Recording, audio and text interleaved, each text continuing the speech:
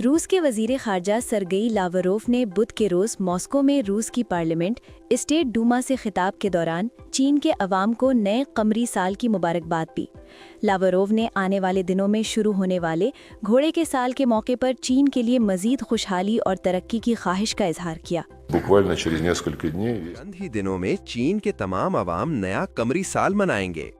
हम अपने दोस्तों के लिए आने वाले घोड़े के साल में मजीद कामयाबियों की ख्वाहिश करते हैं ताकि खुशहाली के सफर में चीनी कौम की पेशरफ्त मजीद आगे बढ़े।